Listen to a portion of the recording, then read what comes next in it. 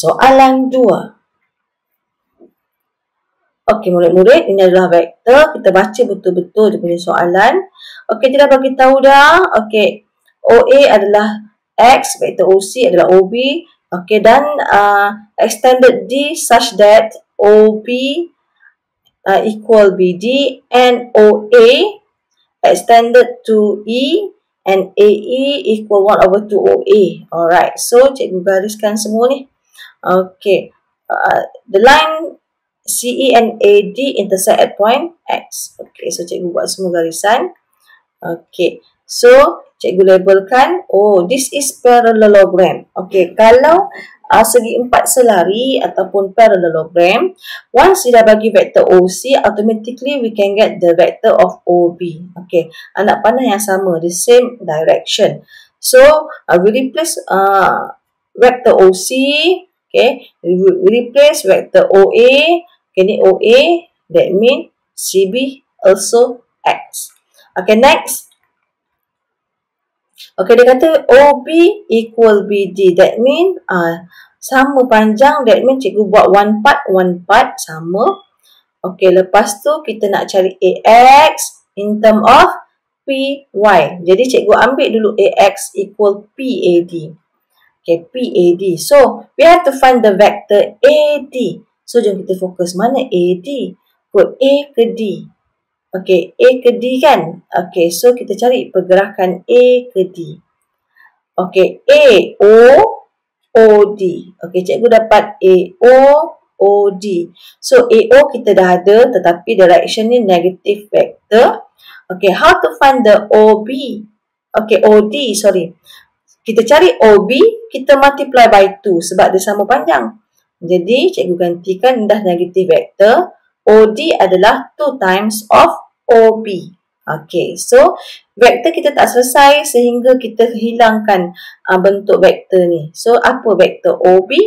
Okay, vektor OB adalah, okay, OB adalah kita boleh pilih OC, OCB ataupun OA plus AB.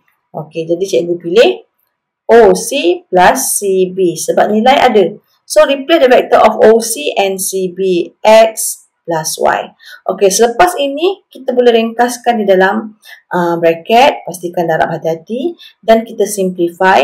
Negative X dengan 2X can simplify, dan kita multiply with X for the each term. Okay, this is the vector AX in term of P, X and Y. Next, SAS. Okay, how to find the vector AX? Okay, in term of Q, X and Y. So, kita tengok. Okay, this is ada Q. Dekat sini ada Q. That means we have to use the CX equal QCE. Okay, so kita cari pergerakan ataupun laluan AX yang ada vektor CX. Okay, mana AX? A ke X.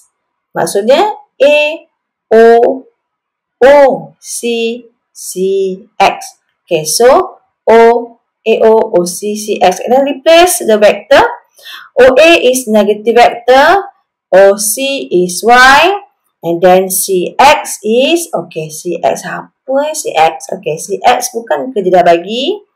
Okay, CX mana? CX dah bagi QCE. So, we have to find CE. Okay, mana CE? C to E.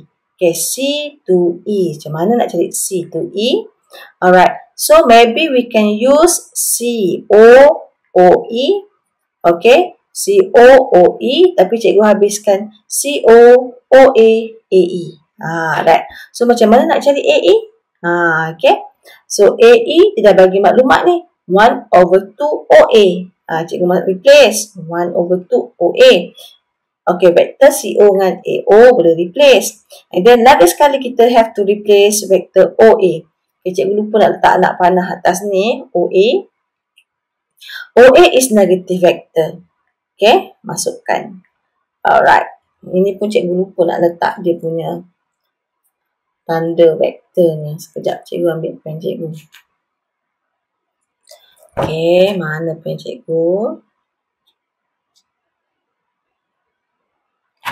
Okay, jangan lupa letak tanda vektor. Ini.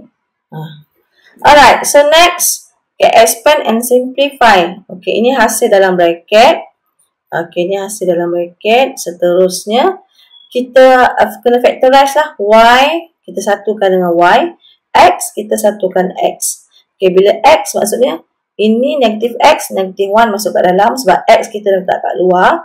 3/2QX, kita letak X kat luar. Yang masuk dalam 3/2 positive 3/2Q. Okay, for Y. So, Y kat sini positif, positif 1. Kat sini negatif Q. Selesai. Okay, seterusnya, nilai P dan Q. Tentukan nilai P dan Q. Okay, hence find the values of P and Q. Kalau dia mengatakan seterusnya, we have to use the answer from the question A. So, macam mana ni? Selalunya, kalau nak cari P dan Q, kita compare. Okay, kita dah ada vector X in term of PQ, with term vector XY in term of Q, X and Y. Ada dua, semua ada ni. Okay, so sekarang ada two vector AX, that means we have to compare.